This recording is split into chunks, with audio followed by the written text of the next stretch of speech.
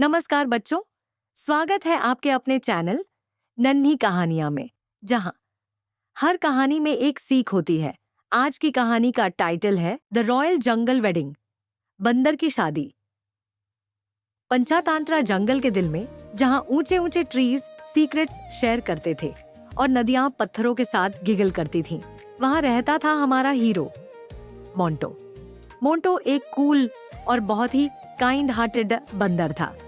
वह अपनी high jumps और सबको केले खिलाने की आदत के लिए पूरे जंगल में फेमस था। एक दिन मोंटो ने अपनी शादी का ग्रैंड अनाउंसमेंट किया। उसकी दुल्हन बनने वाली थी मैला, जो जंगल की सबसे स्वीट और स्मार्ट बंदरिया थी। मोंटो ने पीपल के पत्तों पर फ्लावर पेटल्स से सजे इनविटेशंस दिए। Join us under the great banyan tree for our joyful wedding celebration, don't be late. जैसे ही इनविटेशंस पहुंचे, पूरे जंगल में एक अलग ही वाइब छा गई। सब अपनी अपनी तैयारियों में बिजी हो गए। पैरट्स ने लेटेस्ट मेलोडियस गाने प्रैक्टिस करने शुरू कर दिए। एलिफेंट्स ने अपनी सूंड से गेंदे के फूलों की लंबी लंबी मालाएं बनाई। डियर ताजा फूलों के बुकेज इकट्ठा करने लगे। पीकॉक्स ने अपनी डांस मूव्स की रिहर्सल शुरू कर दी ताकि वेडिंग परफॉर्मेंस एकदम हिट हो।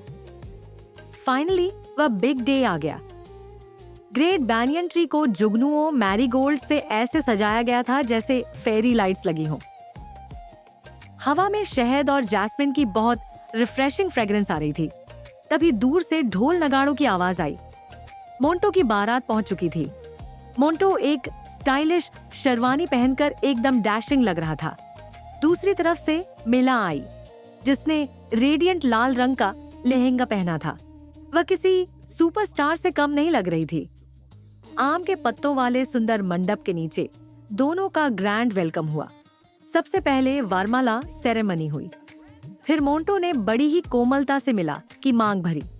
बुद्धिमान ओल्ड आउल ने शादी की रिचुअल शुरू की।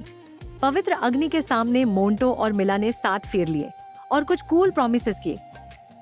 हम अपना फूड हमेशा शेयर करेंगे, एक दूसरे का हमेशा सपोर्ट करेंगे, हर मुसीबत का सामना मिलकर करेंगे, जंगल के हर क्रीचर की रिस्पेक्ट करेंगे, पेड़ की शाखाओं की तरह साथ साथ ग्रो करेंगे, बेस्ट फ्रेंड्स फॉर एवर बनकर रहेंगे। जैसे ही शादी पूरी हुई, पूरे जंगल ने चीयर किया और सभी ने खुशी मनाई। वुडपेकर, जो जंगल का ऑफिशियल फोटोग्राफर था, अपना कैमरा लेकर आया। उसने चोंच से बटन दबाया और चिल्लाया, एवरीबॉडी से चीज। शादी के बाद बारी थी रॉयल फीस्ट की। अलग अलग पकवानों के स्टॉल्स लगे थे। बनाना ब्लिस, बनाना पाई, बनाना शेक और कैरमलाइज्ड बनाना, हनी हेवन, हनी केक और मीठे, हनी रोल्स, ट्रॉपिकल ट्रीट्स, ताजा आम के स्लाइसेस और नारियल के लैडूज, नटी कॉर्नर, रोस्टेड पीनट्स और काजू कुकीज। गिलहरियों ने अपने गालों में नट्स भर ली और भालू मजे से शहद एंजॉय करने लगे। तभी एक छोटा सा ड्रामा हो गया। लालची लोमड़ी रिको ने चुपके से बार बार हनी स्टॉल से केक चुराकर पेड़ के पीछे हाइड कर दिए। जब बाकी जानवर वहां पहुंचे तो केक खत्म हो चुके थे। नन्हा खरगोश सैड हो गया। मोंटो ने यह नोटिस किया और मोंटो ने रिको को पास बुलाकर पोलाइटली समझाया, ब्रो, पार्टी का असली मजा शेयरिंग में है।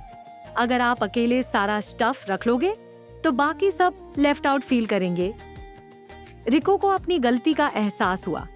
उसे बहुत एम्बैरेसमेंट महसूस हुई।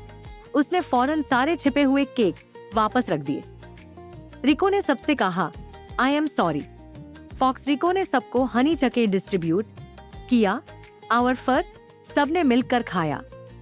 वाइज ओल्ड आउल ने अपनी आंखें धीरे से खोली और बहुत ही शांत आवाज में सबको समझाया, लिसन अप एवरीवन। देखो दोस्तों, गलती तो इंसान और जानवर दोनों से होती है। रिको ने अपनी मिस्टेक मान ली है और यही सबसे बड़ी बात है। उल्लू ने रिको की तरफ देखते हुए कहा, गाइस, चलो रिको को फॉरगिव कर देते हैं। जानते हो क्यों? क्योंकि बदला लेने से या गुस्सा करने से कभी प्रॉब्लम सॉल्व नहीं होती, लेकिन फॉरगिव करने से यानी माफ कर देने से दिलों में लव और रिस्पेक्ट बढ़ती है।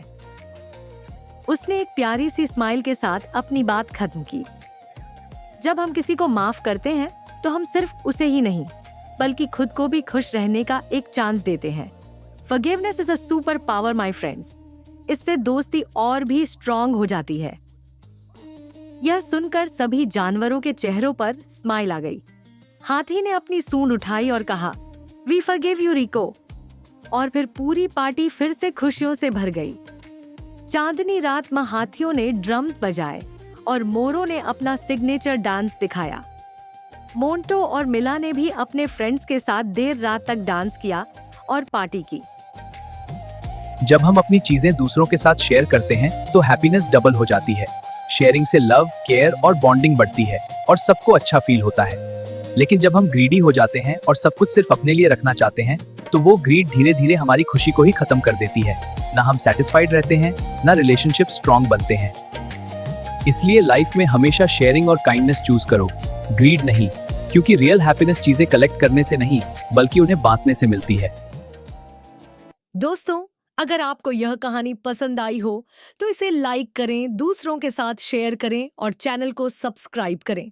और हाँ, और कहानियों के लिए बेल आइकन जरूर दबाइए, क्योंकि इसी चैनल पर आपको मिलेगी हर कहानी में एक सीख।